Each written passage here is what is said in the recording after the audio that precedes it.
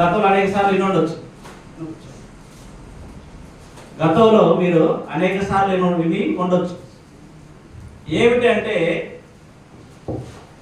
ఒక ఇద్దరు వ్యక్తుల గురించి యేసు ప్రభు తెలియపరిచాడు. ఎవరి గురించి? ఇద్దరు వ్యక్తులు అంట. ఇద్దరు కూడా ఇల్లు కట్టుకోరంట. ఒకడు బుద్ధివంతుడు, ఇంకోడు ఎవరు? బుద్ధి లేనివాడు. ఇప్పుడు మనలో కూడా బుద్ధివంతులు ఉన్నారు, బుద్ధిహీనులు ఉన్నారు. ఎవరు బుద్ధివంతులు, ఎవరు బుద్ధిహీనులో మీరు పరిశీలన చేసుకోండి. ఓకేనా? బుద్ధి కలిగిన వాడు తన ఇంటిని అంట బండ మీద కట్టుకున్నంట. బుద్ధి లేనివాడు తన ఇంటిని ఇసుక మీద కట్టుకున్నాడు. మీరందరూ కూడా ఇల్లు కట్టుకోరా లేదండి? ఎక్కడ కట్టుకోరా చెప్పండి? బండ మీద. ఓకే. అయితే ఇక్కడ చదవబడినటువంటి వాక్య భాగంలో రెండు క్యారెక్టర్స్. ఒకడు జ్ఞానం కలిగిన వాడు, రెండో వాడు జ్ఞానం లేని వాడు. పోయిన వారం ఏ వాక్యం చెప్పినా? పేతురు గురించి. అంతకుముందు వారం దేని గురించి చెప్పినా? రక్తస్రావం కలిగిన స్త్రీ. అర్థమవుతుందా నేను చెప్పే వాక్యం? అర్థమవుతుందా? ఇంటికి పోయిన తర్వాత గుర్తొస్తుంది ఏమైనా వాక్యం? ఫలానా అయ్యగారు ఏం చెప్పిండో, ఫలానా దాని గురించి చెప్పినా ఏమైనా గుర్తుంటుందా? సరే, ఇక్కడ విన్నటువంటి వాక్యం మరలా ఎవరికైనా చెప్పాలంటే మీకు అర్థమయ్యే విధంగా అర్థం కావాలి. ప్లస్ ఏదైతే అర్థం చేసుకోరో మీ కుటుంబంలో ఉన్నటువంటి బిడ్డలకు కూడా చెప్పుకోవాలని మీకు అర్థమయ్యే విధంగానే చెప్పుకోగలుగుతున్నాను. అవునా కాదా? పోయిన వారం పేతురు ప్రయత్నం చేసిండు. పేతురు ప్లస్ తనతో పాటు ఉన్న శిష్యులు ప్రయత్నం చేశారు. కానీ ఆ ప్రయత్నంలో దేవుడు లేకపోవటాన్ని బట్టి వారు ఏం చేశారంట? నిరుత్సాహపడరు. మనం ఏ ప్రయత్నం చేసినా, మనం చేసే ప్రయత్నాలు ఫలించాలంటే ఆ ప్రయత్నంలో ముందు ఎవరిని పెట్టాలని చెప్పినా? దేవునికి స్థానం ఇస్తే ఆ ప్రయత్నం ఫలిస్తుందని చెప్పిన. ఇక్కడ చదవబడినటువంటి వాక్యంలో మత్తయి వార్తలో ఇద్దరు వ్యక్తులు, బండ మీద ఇల్లు కట్టుకున్న వ్యక్తి, ఇసుక మీద ఇల్లు కట్టుకున్నట్టు వ్యక్తి అంట. ఇది పోయిన వారం ఒక మాట చెప్పిన ఏంటంటే పేదరు గురించి చెప్పినాడు. పేదరు తనతో పాటు కొంతమంది శిష్యులు ఎక్కడికి వెళ్ళారు? చేపలు పట్టడానికి వెళ్ళారు. ఎక్కడికి వెళ్ళారు? చేపలు పట్టడానికి వెళ్ళారు. సముద్రం దగ్గరికి వెళ్ళారు. ఇది ఎప్పుడు జరిగిందంటే యేసు ప్రభు చనిపోయి తిరిగి లేచిన తర్వాత సుమారు ఒక 20 రోజులు ఆ టైంలో జరిగిన సంఘటన పోయిన వారని చెప్పిన. కానీ ఇప్పుడు జరిగే సంఘటన ఎప్పుడంటే యేసు ప్రభు 30వ ఏట, ఎంతో ఏటండి? 30వ సంవత్సరం సేవ స్టార్ట్ చేసిన తర్వాత యేసుక్రీస్తు యొక్క మొదటి ప్రసంగం ఏదంటే ఇదే. అర్థమవుతుందండి? యేసుక్రీస్తు యొక్క మొట్టమొదటి ప్రసంగం ఏదంటే బండ మీద ఇల్లు కట్టుకునేవాడు ఒక వ్యక్తి, ఇసుక మీద ఇల్లు కట్టుకునే వ్యక్తి గురించి మొట్టమొదటి యేసుక్రీస్తు యొక్క ప్రసంగం. ఆ ప్రసంగానికి చాలా మంది జనసమూహం వచ్చిందంట. ఆ రోజుల్లో దేవుని యొక్క వాక్యం చెప్పాలంటే ఇప్పుడున్నటువంటి టెక్నాలజీ ఉందండి? లేదు. ఇప్పుడున్నటువంటి ఏ వసతులు కూడా ఆ రోజుల్లో లేవంట. ఈ వాక్యం చెప్పడానికి గల ప్రధానమైన ఉద్దేశం ఏంటంటే క్రైస్తవులు ఎలా జీవించాలి. అర్థమవుతుందండి? క్రైస్తవులు ఎలా జీవించాలి, ఎలా మెలగాలని యేసుక్రీస్తు వారికి అనేకమైనటువంటి దీర్ఘమైనటువంటి బోధ చేసిందంట. వీళ్ళ బోధ ఎక్కడ స్టార్ట్ అయిందంటే మత్తయి సువార్త 5వ అధ్యాయంలో కొండ మీద ప్రసంగం స్టార్ట్ చేసిందంట. 5వ అధ్యాయంలో దేవుని యొక్క వాక్యం స్టార్ట్ చేసి ముగింపుకు వచ్చేసరికల్లా ఇద్దరు వ్యక్తుల యొక్క జీవితాలని ఉదాహరణగా తీసుకున్నాడు. బండ మీద కట్టుకున్నాడు, ఇసుక మీద కట్టుకున్నాడు అంటే నిజంగా జరగలేదు. అంటే మనుషులు 2 రకాలుగా అలా ఉంటారు. ఆ టైంలో ఉంటారని దేవుడు ఉదాహరణగా చెప్పిండు. అది అంతే తప్ప ఆ వ్యక్తి బండ మీద కట్టుకోండు, ఈ వ్యక్తి ఇసుక మీద కట్టుకోండి అక్కడ కాదు అర్థం. అనేక జనసమూహం వచ్చిరంట. జనసమూహం అనేక మంది వచ్చినప్పుడు వారికి వాక్యాన్ని బోధించిందంట.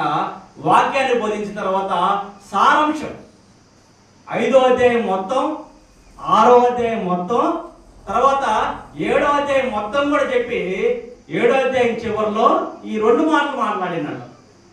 ఈరోజు మనలో కూడా మంది దేవుని యొక్క మందిరానికి వచ్చారు. ఎందుకు? దేవుడు అంటే ఇష్టం, దేవుడు అంటే ప్రేమ. దేవుడు గతంలో మన యొక్క జీవితాల్లో కొన్ని కార్యాలు చేశాడు. కొంతమంది దేవుని యొక్క రుచి చూశారు, కొంతమంది ఇంకా చూడలేని ఉండొచ్చు. లేదా దేవుడు ఏదైనా మా జీవితంలో కానీ మా కుటుంబంలో కానీ ఏదైనా మేలు చేయకపోతారని ఆశతో కూడా కొంతమంది వచ్చి ఉండొచ్చు. అట్లానే కొండ మీద ప్రసంగం చేసేటప్పుడు అనేక మంది జనసమూహం యేసు ప్రభు దగ్గరికి వచ్చారు.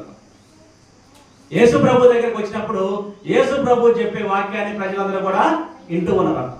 ఈరోజు మీరందరూ కూడా వచ్చారు. ఫస్ట్ రోజు వచ్చినప్పుడు ఎంతమంది వచ్చారు? ఒక 15 మంది వచ్చి ఉండొచ్చు.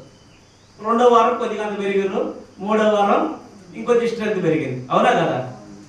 అట్లనే యేసుక్రీస్తు ప్రభు సువార్త స్టార్ట్ చేయడానికంటే ముందు 40 రోజులు ఉపవాసం ఉన్నాడు.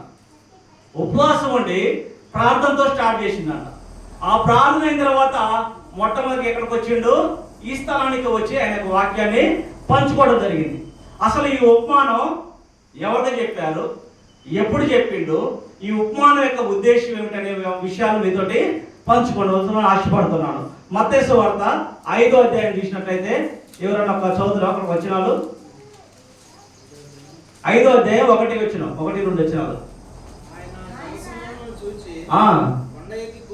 కొండ ఎక్కి కూర్చుండగా ఆయన శిష్యులు ఆయన దగ్గరికి వచ్చారు. చాలండి. కొండ ఎక్కి ఉన్నప్పుడు మొదటిగా ఎవరు వచ్చారు? శిష్యులు వచ్చారు. శిష్యులు అంటే ఎవరు చెప్పండి? ఇప్పుడు రేవూరులో ఇంతమంది ఉన్నారు. ఇంతమంది ఉంటే సంఘంలో కొంతమందికి బాధ్యతలు చెబుతారు. ఏం బాధ్యత? సంఘ పెద్ద, ఇంకేముంటాయి బాధ్యతలు? సెక్రటరీ, ఇంకేముంటాయి బ్రదర్ చెప్పండి? మీరు సంఘ పెద్ద ఫోన్ చేసింది ఇందాక. ఫోన్ చేసి అయ్యారండి ఎక్కడ దాకా వచ్చినట్టు ఫోన్ చేసింది. ఎందుకంటే ఆయన కొన్ని బాధ్యతలు చెప్పాడు.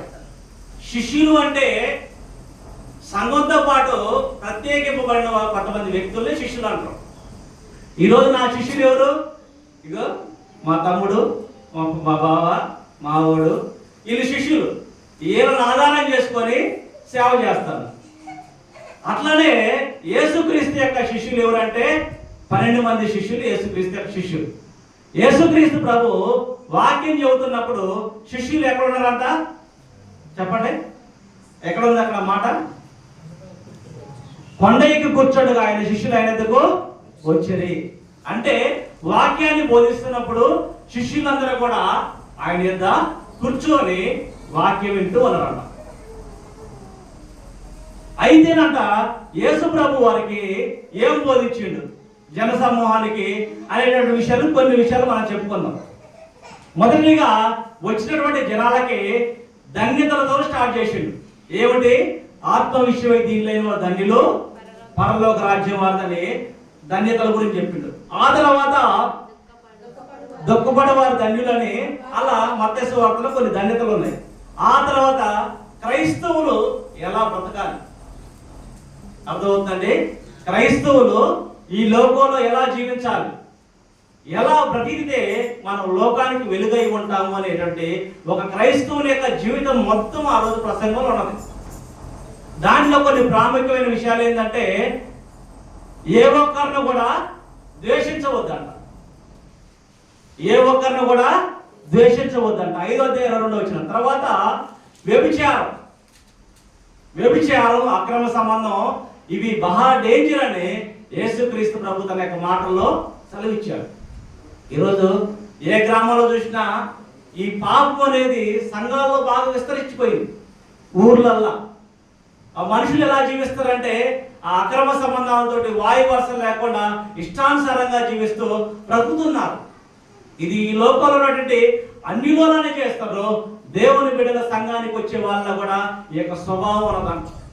ఏం స్వభావం అంటే 5వ అధ్యాయం 22 వచనంలో వ్యభిచారం చేయవద్దంట. వ్యభిచారం చేయటం మాత్రమే కాదు కానీ మోహపు చూపుతో కూడా చూడొద్దని సెలవిస్తుంది. ఆ తర్వాత యేసు ప్రభు మళ్ళీ కొన్ని విషయాలు ఏం చెప్పిందంటే విడాకుల గురించి చెప్పినాడు. దేని గురించి చెప్పిండు? ఒకసారి భార్య భర్తని కానీ భర్త భార్యని కానీ పెళ్లి చేసుకుంటే కడవరకు కూడా ఆమెని విడిచిపెట్టకూడదంట. కడవరకు కూడా ఆమె యొక్క చేయి పట్టుకొని జీవించాలని వివాహ బంధం గురించి చెప్పిండు. మొదటిగా దేని గురించి చెప్పిండు? ధన్యతలు చెప్పిండు. ఆ తర్వాత సంఘంలోకి వచ్చే వ్యక్తులు ఎలా బ్రతకాలో చెప్పిండు. ఆ తర్వాత వ్యభిచారం గురించి చెప్పిండు. ఆ తర్వాత విడాకుల గురించి చెప్పిండు. 5:33-34లో ఎవరు కూడా దేవుని యొక్క బిడ్డలంట ఒట్టు పెట్టుకోవద్దంట. ఏం పెట్టుకోవద్దంటే నా తోడు, అమ్మ తోడు, నాన్న తోడు అని ఇటువంటి ఒట్లు ఏవి కూడా పెట్టుకోవద్దంట. మన మాట ఎట్లా ఉండాలంటే అవునంటే అవును, కాదంటే కాదు, అంతే తప్ప ఒట్టును పొరపాటును కూడా పెట్టుకోవద్దని దేవుని యొక్క వాక్యంలో సెలవిస్తుంది. ఆ తర్వాత ఏం చెప్పిండు? మీ యొక్క శత్రువుల్ని ప్రేమించాలంట. మీ శత్రువుల్ని ప్రేమించాలంట. మనకు ఆ స్వభావం ఉందా? మనకి ఎవరైనా ఇంటి పక్కన గొడవ అయితే సోదరుల వరకు మాట్లాడడం, అడుపోదని ఇటుపోదని తిట్టుకుంటా పోతుంటాం. మనిషి యొక్క స్వభావం అంది అది. మన శత్రువులను కూడా క్షమించే స్వభావం మనలో ఉండాలి. ఆ స్వభావం ఎప్పుడు వస్తుందంటే ఎవరైతే యేసుని కలిగి ఉంటారో, యేసుని వాళ్ళ యొక్క జీవితంలో ఆహ్వానించుకుంటారో, యేసు ప్రభు మనల్ని ఏ విధంగా క్షమించాడో మన శత్రువును కూడా మనం క్షమించే స్వభావం ఉండాలని ఈ మాటలు తెలియజేస్తున్నాయి. తర్వాత ప్రార్థన ఏ విధంగా చేయాలి, తర్వాత దానికంటే ముందు 6వ అధ్యాయం 2వ వచనంలో ధర్మం ఏ విధంగా చేయాలో చెప్పిండు, ఏ విధంగా ప్రార్థన చేయాలో చెప్పిండు, ఏ విధంగా ఉపవాసం ఉండాలో చెప్పిండు. ఆ తర్వాత 6వ అధ్యాయం 21-22లో మీ దేహమునకు దీపము కన్ను అంట. క్రైస్తవుల యొక్క కన్ను పవిత్రంగా ఉంటే మన యొక్క దేహం అంతా కూడా పవిత్రంగా ఉంటుందంట. మన యొక్క హృదయం పరిశుద్ధంగా ఉండాలంటే మొదటిగా ఏం ఉండాలి? మన కళ్ళు, మనం చూసే విధానం పరిశుద్ధంగా ఉంటే మన యొక్క దేహం అంతా కూడా పరిశుద్ధంగా ఉంటుంది. మన కళ్ళు కూడా పవిత్రంగా ఉండాలని చెప్పిండు. దాని తర్వాత ఎవరిని గురించి కూడా తీర్పు తీర్చొద్దాను. పలానా సంఘం పాస్టర్ గారు అట్లా అంట, ఇట్లా అంట, అట్లా అంట, ఎట్లా అంట అని మనం చూడడానికి చెప్పకూడదు. అవునా కదా? మన కళ్ళతో చూస్తే తప్ప ఏది కూడా అట్లా అంట, అట్లా జరిగిందంట, ఇట్లా చేసిందంట, అట్లా చేసిందంట, ఎవరో చెప్పిందని నువ్వు చూడకుండా ఒక వ్యక్తి యొక్క వ్యక్తిత్వాన్ని నువ్వు జడ్జి చేయకూడదు. ఒకవేళ ఆ స్వభావం కనుక మనలో ఉంటే ఏ ఒక పాస్టర్ అయినా సరే, అది మన పాస్టర్ కావచ్చు, బయట పాస్టర్ కావచ్చు, ఇంకెవరైనా కావచ్చు, కానీ ఏ ఒక్కరి గురించి కూడా మనం తీర్పు తీర్చకూడదంట. దాని తర్వాత ఏం చెప్పిండు? అడుగుడి మీకు ఇవ్వబడును, వెదకుడి మీకు దొరుకును, తట్టుడు మీకు తీయబడును. మీకు ఏదైనా అవసరం ఉందంటే ఎవరు అడగాలంటే అక్కడ పాస్టర్ గారు అడగాలనుందా? కాదు. ఎవరిని అడగాల? దేవుణ్ణి అడగాల. దేవుణ్ణి అడిగితే ఆయన మీకు అనుగ్రహిస్తాడంట. దాని తర్వాత 7:17లో ఏముంది? అబద్ధ ప్రవక్తల గురించి వచ్చింది. 7:17 ఏముంది? అబద్ధ ప్రవక్తల గురించి యేసు ప్రభు చెప్పిండంట. అనేక మంది ఆ మాట చదువురా 7:15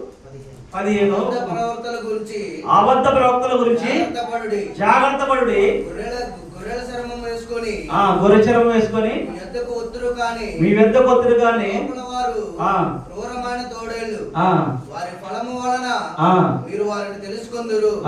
ముళ్ళ పొదలలో ద్రాక్ష పండ్లైనను చెట్లను అంజూరప చెట్లనైనా కొయ్యుదురు. చాలు చాలండి. ఇక్కడ ఏముంది? ప్రతి పాస్టర్ గారిని కూడా నమ్మొద్దంట.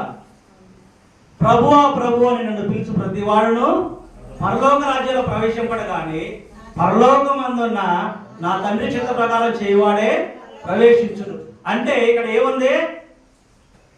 మనుషుల్ని ఎవరిని కూడా మంచి వాక్యం చెప్పినంత మాత్రాన, మంచిగా పాటలు పాడినంత మాత్రాన ప్రతి ఒక్కరిని కూడా నమ్మకూడదంట. ఆ వ్యక్తి యొక్క గుణగణాలను పరిశీలన చేయాలి.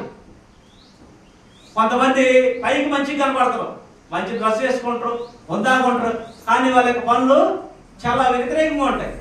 అంటే అటువంటి విషయాలు. ఇంకొంతమంది పైకి బాగానే ఉంటారు, కానీ ఈరోజు సంఘాలలో తప్పుడు బోధలు వస్తుంటాయి. ఒకప్పుడు బోధలు ఒకలా ఉండేది, ఈరోజు సంఘాల్లో గలిబిలి బోధలు అయిపోయినాయి. వాళ్ళంట ప్రభువా ప్రభు నన్ను పిలుచు ప్రతి వాడును పరలోక రాజ్యంలో ప్రవేశింపడు కానీ ఎవరైతే వాక్యానుసారంగా జీవిస్తారో వారు మాత్రమే పరలోక రాజ్యంలో ప్రవేశిస్తారు. ఇప్పుడు నేను చెప్పవచ్చు, ఇంకోలా చెప్పవచ్చు కానీ ఎవరు చెప్పినా ఈ బైబిల్ ప్రకారం చెబుతున్నా లేదని పరిశీలించుకోవాల్సిన బాధ్యత ఎవరి మీద ఉంది? సంఘం మీద ఉంది. ఇవి చెప్పిండు. దాని తర్వాత ఇవన్నీ కూడా ఆ రోజు అంతా చెప్పిండట. ఇప్పుడు ఎప్పటివరకు చెప్పిన కొన్ని అర్థమైనయా? ఒక వ్యక్తి దేవుని మహిమపరిచే విధంగా బ్రతకాలి, తన యొక్క సాక్ష్యాన్ని కాపాడుకోవాలి, అబద్ధ ప్రవక్తల గురించి జాగ్రత్త పడాలన్నాడు, ప్రతి ఒక్క బోధన వినకూడదన్నాడు, అదేవిధంగా వ్యభిచారం చేయొద్దన్నాడు, అక్రమంగా జీవించొద్దన్నాడు, అదేవిధంగా మన కళ్ళలో పరిశుద్ధంగా పరచుకోవాలన్నాడు. ఇవన్నీ చెప్పడం అయిపోయిన తర్వాత యేసు ప్రభు యొక్క వాక్య సారాంశం చెప్పింది. ఏమిటి ఆ సారాంశం అంటే, ఇక్కడ మనలో ఉన్నటువంటి వాళ్ళు 2 కేటగిరీలు ఉన్నారు. ఒకళ్ళు వాక్యాన్ని విని క్రియల్లో పెట్టి గ్రహించి ఆ వాక్య ప్రకారం జీవించేవారు ఒక గుంపు అయితే, రెండో గుంపు ఎవరంటే వాక్యం వింటారంట, దేవుని ఎందుకు వస్తారంట, దేవుడు నాతో మాట్లాడిందని అనుకుంటారంట, సంతోషంగా పాటలు పాడతారంట, సంతోషంగా దేవుడు స్తుతిస్తారంట. కానీ ఆ క్రియల్లో వచ్చేసరికల్లా వారు పాటించలేరు. పాటించే వాళ్ళేమో బుద్ధి కలిగిన వాళ్ళంట, పాటించని వాళ్ళేమో బుద్ధి లేని వాళ్ళంట.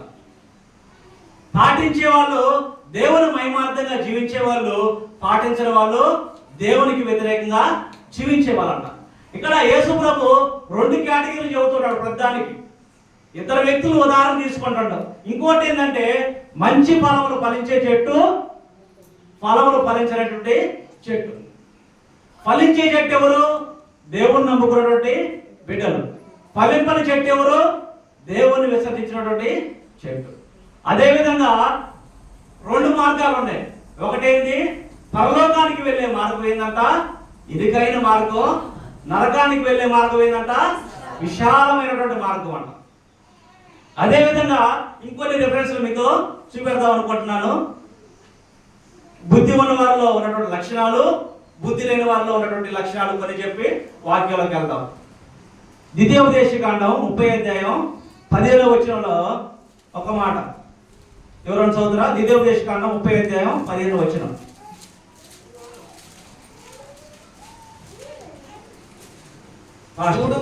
చూడుము నేడు జీవమును మేలును మరణమును కీడును నీ ఎదుట ఉంచి ఉన్నాను. నువ్వు బ్రతికి చిగురించినట్లుగా నీ దేవుడైన యెహోవాను ప్రేమించి ఆయన మార్గములందు నడుచుకొని ఆయన ఆజ్ఞలను కట్టడలను విధులను అనుసరించమని నేడు నేను మీకు ఆజ్ఞాపించను. ఏమని వాళ్ళ ముందు? మేలు ఉందంట, కీడు ఉందంట, జీవం ఉందంట, మరణం ఉందంట. అంటే దేవుడు మన ముందు 2 ఆప్షన్స్ పెట్టిండు. మేలు కావాలా, జీవం కావాలా, లేదా కీడు కావాలా, శాపం కావాలా, ఆశీర్వాదం కావాలా, నష్టత కావాలా, ఏది కావాలో మీ చేతుల్లోనే ఉంది. మీ చేతుల్లో ఉన్నది మీరే డిసైడ్ చేసుకొని దేవుని యొక్క వాక్యం సెలవిస్తుంది. అదేవిధంగా ఏలీ కూడా ఒక మాట అంటాడు, ఎంతకాలం ఇలా 2 ఆలోచనల మధ్య ఉంటారు, మధ్యస్థంగా ఉండొద్దు అని దేవుని యొక్క వాక్యం సెలవిస్తుంది. అదేవిధంగా ఈ 2 రకాల వ్యక్తిత్వాలు ఉంటారంట. ఎలా ఉంటారంటే 2 రకాల మనుషులు ఉంటారు, 2 రకాల వ్యక్తిత్వాలు ఉంటాయి. ఆ తర్వాత యెహెజ్కేలు గ్రంథము 33వ అధ్యాయం చదువుదాం. 33వ అధ్యాయం 30వ వచనం. ఎక్కడ కూడా 2 రకాల మనుషులు ఉంటారంట. 33 నేను చదువుతానండి. మరియు నరపుత్రుడా, నీ జనుల గోడ దగ్గరను ఇంటి ద్వారములను నిలవబడి నిన్ను గురించి మాట్లాడుదురు. ఏమందంట? నిన్ను గురించి అంటే ఎవరి గురించి మాట్లాడతారంట? యేసు ప్రభు గురించి మాట్లాడతారంట. ఎక్కడ మాట్లాడతారు? ఇంటి ముందర, ఇంటి ద్వారమందు నిలవబడి ఒకరినొకరు చూసి పోదామనండి. యెహోవా యొద్ద నుండి బయలుదేరి దేవుని యొక్క మందిరానికి వెళ్దామని జనులు అనుకుంటూ ఉన్నారంట. జనులు అనుకొని ఇంటి దగ్గర నుండి అనుకొని ఎక్కడికి వచ్చారంట? వాళ్ళందరూ దేవుని యొక్క మందిరానికి వచ్చిరంట. దేవుని యొక్క మందిరానికి వచ్చి వాళ్ళు ఏం చేసిందో చూద్దాం కింద మాటలో. నా జనులు రాదగిన విధముగా వారు నీ ఎద్దకు వచ్చి నా జనులైనట్టుగా నీ ఎదుట కూర్చుండి నీ మాటల విందులు కానీ వాటిని అనుసరించి ప్రవర్తింపరు. ఏముందంటే జనులందరూ ఎక్కడికి వస్తారంట? దేవుని యొక్క మందిరానికి వస్తారు. అవి నేను అన్న మాటలు, బైబిల్ అన్న మాటలు చూస్తే చూడండి 31 లాస్ట్ వచ్చింది. నీ మాటల విందులు కానీ వాటిని అనుసరించి ప్రవర్తింపరంట. మరి ఇంటి ముందు దేవుడి గురించి మాట్లాడుకోరు.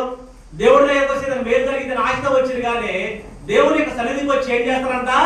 దేవుని యొక్క మాటలో ఇప్పుడు నేను చూస్తే ఎలాగైతే మీరు వింటున్నారో, ఆ రోజు యేసు ప్రభు చెప్పినప్పుడు కూడా చాలా మంది వింటూ ఉన్నారంట. ఎలా వింటారు? ఆసక్తితో వింటారు, కానీ ఆ మాటలు వినినటువంటి మాటలంట వారు ఏం చేస్తారంట? అనుసరించారంట. ఈరోజు నేను కూడా ఎంత ప్రయాసపడి చెబుతున్నా, కానీ దాన్ని అనుసరించే వాళ్ళు ఎంతమంది, విడిచిపెట్టే వాళ్ళు ఎంతమంది? దాని తర్వాత కింద వచ్చిన చూద్దాం.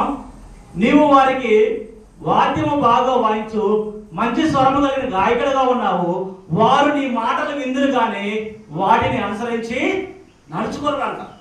ఏంటి జనాలు ఎలా ఉన్నారంటే దేవుని యొక్క మందిరానికి వస్తారంట, చక్కగా పాటలు పాడతారంట, చక్కగా వాక్యం వింటారంట, అయ్యగారు మంచి వాక్యం చెప్పి అనుకుంటారు, కానీ విన్నటువంటి వాక్యాన్ని తర్వాత క్రియల్లోకి వచ్చేసరికల్లా వారి యొక్క విశ్వాసం ఏమైపోతుందంట? సడిలిపోతుందంట. ఎందుకని క్రైస్తవుల యొక్క జీవితాల్లో అవిశ్వాసం దాపరిస్తుందంటే దేవుని మీద, దేవుని యొక్క వాక్యం మీద, దేవుని యొక్క శక్తి మీద ప్రజలకి సరైన నమ్మకం లేకపోవడం వల్లనే, సరైనటువంటి నమ్మకం లేకపోవడం వల్లే. నమ్ముతున్నారు, వింటున్నారు, విశ్వసిస్తారు, కానీ పోరాడి దేవుని దగ్గర పొందుకోవాల్సిన పరిస్థితి వచ్చినప్పుడు మనుషులకు ఏం చేస్తారో దేవుని మీద నమ్మకాన్ని కోల్పోతారు. దేవుని యొక్క శక్తి మీద మనుషులకి నమ్మకాన్ని కోల్పోతారంట. జనాలందరూ కూడా వస్తారంట, ఆశతో వస్తారు, కొత్త బట్టలు వేసుకొని వస్తారు, దేవుని స్తుతించాలని వస్తారు, దేవుడి సన్నిధిలో వాక్యం వినాలని వస్తారు, కుటుంబాన్ని కట్టుకోవాలని వస్తారు, కుటుంబాన్ని దేవుడు నిలబెట్టాలని వస్తారు, కానీ వినేటువంటి వాక్యాన్ని, సరైన వాక్యం లోతు లేకపోవడం వల్ల వారు ఏం చేస్తారంట? ఫలించలేకపోతారంట. ఆ వాక్యాన్ని విని వారి జీవితంలో అనుసరించకపోవడం వల్ల వారు ఫలించలేకుండా బుద్ధిహీనులుగా వెలిగిపోతున్నారంట. ఈ యొక్క వాక్యం యొక్క సారాంశం అర్థమైందండి. యేసుక్రీస్తు 2 కేటగిరీలు తీసుకుంటారు. ఒకటి ఏమిటంటే బుద్ధి కలిగిన వాడు, రెండోది బుద్ధి లేని వాడు. బుద్ధి కలిగిన వాడు ఎవరంటే క్రీస్తు నమ్ముకున్న వ్యక్తి. బుద్ధి లేని వాడు ఏమంటే ఎవరు? ఇతను కూడా క్రీస్తు నమ్ముకున్నాడు, కానీ దేవుని మీద విశ్వాసం లేకపోవడం, అపనమ్మకం ఉన్న వ్యక్తి. ఇప్పుడు క్రీస్తుని కలిగి ఉన్న వ్యక్తిలో అతని యొక్క జీవితంలో ఏమొచ్చినాయి అంట? ఎటువంటి క్రీస్తుని నమ్ముకున్న వ్యక్తి యొక్క జీవితంలో మత్తయి సువార్తలో మనం చూసినట్లయితే, టైం చాలా అవుతుంది, ఫాస్ట్ పోదాం. క్రీస్తు నమ్ముకున్న వాడి జీవితంలో కాబట్టి ఈ నా మాటలు విని వాడి చొప్పున చేయి ప్రతి వాడును బండ మీద తన ఇల్లు కట్టుకొనిన బుద్ధిమంతుని వాన కురిసెను, వరదలు వచ్చెను, గాలి విసిరి ఆ ఇంటి మీద కొట్టిన గాని దాని పునాది బండ మీద వేయబడింది కనుక అది పడలేదంట. అంటే క్రైస్తవుడు ఎవరు? దేవుని యొక్క నమ్ముకున్న వ్యక్తి.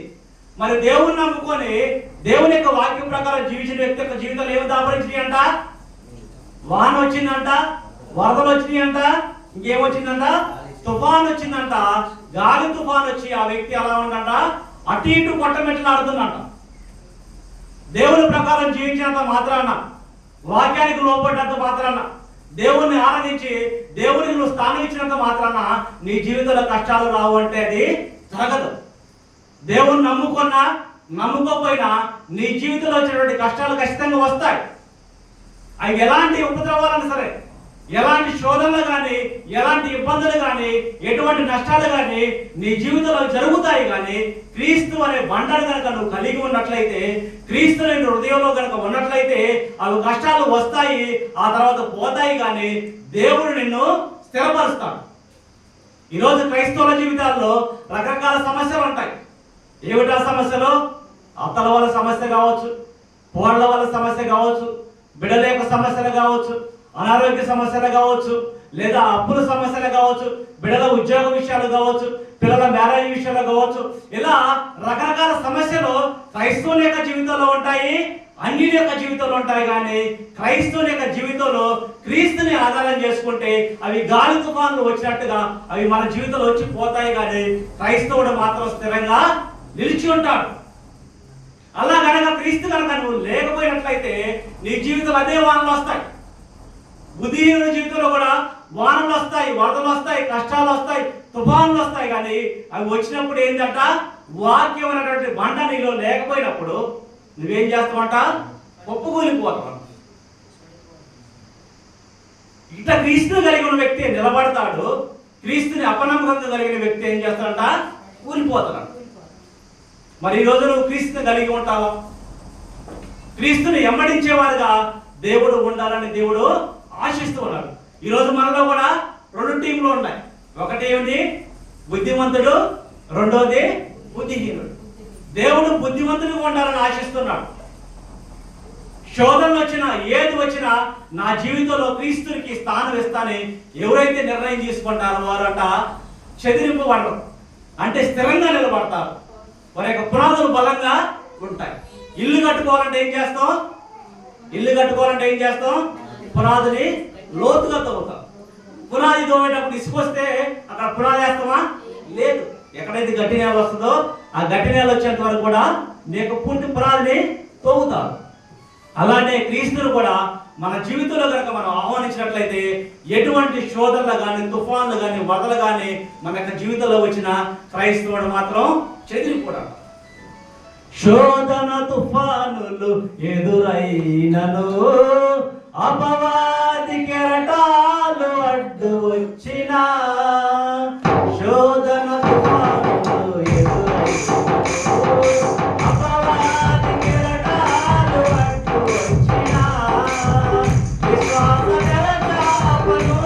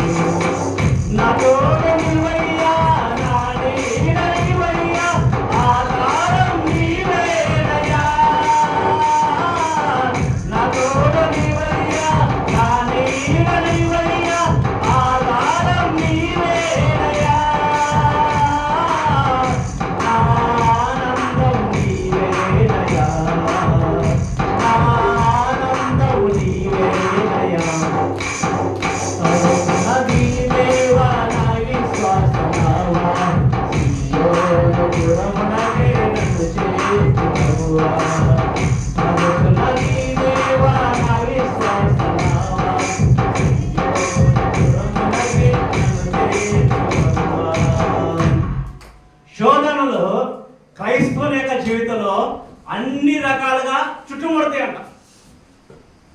వర్షం వచ్చిందంట. వర్షం ఎక్కడి నుంచి వస్తుందండి? వర్షం ఎక్కడి నుంచి వస్తే ఆకాశం నుంచి వర్షం వస్తుంది. వరదలు ఎక్కడి నుంచి వస్తాయి? కింద నుంచి వర్షం వస్తుంది, కింద నుంచి వరదలు వస్తాయి. ఓ పక్క ఆకాశం నుంచి వర్షం వస్తుంది, కింద నుంచి వరదలు వస్తాయి. ఆ తర్వాత గాలి ఎటు వస్తుంది? ఇటు రావచ్చు, ఇటు రావచ్చు. ఇప్పుడు క్రైస్తవులు మనం ఇక్కడ ఉన్నాం అనుకో, పైనుంచి వర్షం వస్తుంది అనుకో, పైనుంచి వర్షం ఒక పక్క, చుట్టుపక్కల ఇటు అటు వరద ఒక పక్క, ఇంకో పక్క ఏంటంట గాలి దుమ్మంట. క్రైస్తవుడు కూడా అన్ని రకాలుగా ఆ శోధనల చేత నిరుత్సాహంతో ఉండనవసరం లేదు. ఆ వర్షాలు రాని, వరదలు రాని, కష్టాలు రాని, ఇబ్బందులు రాని, ఎటువంటి పరిస్థితులు వచ్చినా క్రీస్తుని కనుక నువ్వు ధరించినట్లయితే నీ కుటుంబం అంట కట్టబడిద్దంట. అదే కనుక నీ గృహంలో కనుక క్రీస్తుకు చోటు లేకపోతే నీ గృహం ఏమైందంట? కూలిపోయిందంట. బైబిల్లో ఒక మాట ఉంటుంది, ఏమన్నమాట? జ్ఞానవంతురాలు తన ఇల్లుని చక్కగా కట్టుకుంటాడు, బుద్ధిహీనురాలు తన ఇల్లుని ఓడబెరుకున్నాడు. మరి ఈరోజు మీరు జ్ఞానం కలిగి ఉన్నారు, జ్ఞానహీనురాలుగా ఉన్నారు, ఎలాగున్నారో మిమ్మల్ని మీరు పరిశీలన చేసుకోవాలి. ఆ రోజు వచ్చినటువంటి ఆ రోజు వచ్చినటువంటి ఆ ప్రజలు ఎలా ఉన్నారు? అనేక మంది దేవుని యొక్క దగ్గరికి ఎలా వచ్చారు? ఆసక్తితో వచ్చారంట. వాక్యం పట్ల ఆసక్తి ఉన్నారంట, వాక్యం విన్నారంట, దేవుని మాటలో గైకొని ఉన్నారంట. కానీ వారు ఎలా ఉన్నారంట? రెండు రకాలుగా ఉన్నారంట. ఈరోజు మీరు ఏ రకంగా ఉన్నారు? బుద్ధిమంతుని పోలి ఉన్నావు, బుద్ధిహీనుని పోలి ఉన్నావు. నిన్ను నువ్వు పరిశీలన చేసుకోవాలి. ఒకవేళ బుద్ధిహీనత నీలో ఉన్నట్లయితే, నీలో బలహీనతలు ఉన్నట్లయితే, నీలో లోపాలు ఉన్నట్లయితే దేవుని దగ్గర ఆ తప్పులను ఒప్పుకొని, ఆ పాపాలను ఒప్పుకొని, ప్రభువా గతంలో నేను ఎలానో జీవించాను, కానీ నీ వాక్యం ద్వారా నేను తెలుసుకున్నాను, నా జీవితాన్ని నీకు సమర్పించుకుంటున్నాను, నా జీవితంలో నీకు మాత్రమే స్థానం ఇస్తానని ఎవరైతే తీర్మానం తీసుకొని క్రీస్తు అనే బండ మీద వారి యొక్క ఇల్లు కట్టుకుంటారో వారు ఎలా ఉంటారంట?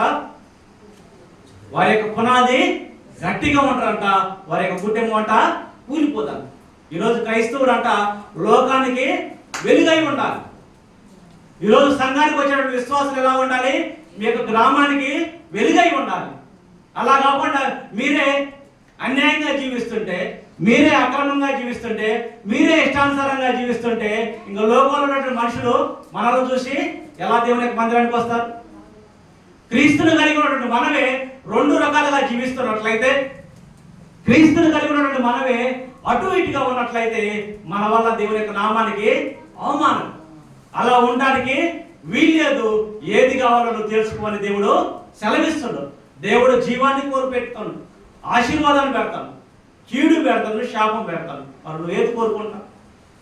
నిన్ను నువ్వు పరిశీలన చేసుకొని, ఒకవేళ ఇప్పటివరకు నీ జీవితంలో దేవునికి స్థానం ఇవ్వకపోతే, నీ జీవితంలో ఎప్పటివరకు దేవునికి స్థానం ఇవ్వకపోతే, ఈ రోజు నీ పాపాలను దేవుని దగ్గర ఒప్పుకొని, ప్రభువా నా జీవితంలో శోధనలు రాని, కష్టం రాని, నష్టం రాని, ఇబ్బందులు రాని నా యొక్క జీవితంలో నీకు స్థానం ఇస్తా ప్రభువా, నా జీవితంలో నీతోటే స్టార్ట్ చేస్తా ప్రభు అని ఒక తీర్మానం తీసుకొని నుంచి వెళ్ళాలని ప్రభు ఆశిస్తూ ఉంటాడు.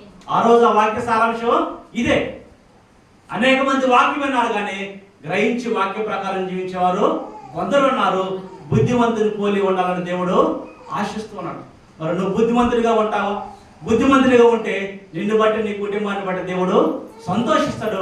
అదేవిధంగా క్రీస్తుని కలిగి ఉంటే ఇప్పుడు ఉండొచ్చు, నీకు ఉన్నటువంటి శ్రమలో ఇబ్బందులు ఉండొచ్చు, కానీ అవి ఎల్లకాలం స్థిరంగా ఉండవు. ఎల్లకాలం అటువంటి పరిస్థితులు దేవుడు ఎలా చేయడు. యోగుకి తన యొక్క జీవితంలో శ్రమలు వచ్చినాయి. ఎంతకాలం వచ్చినాయి? కొంతకాలమే వచ్చింది.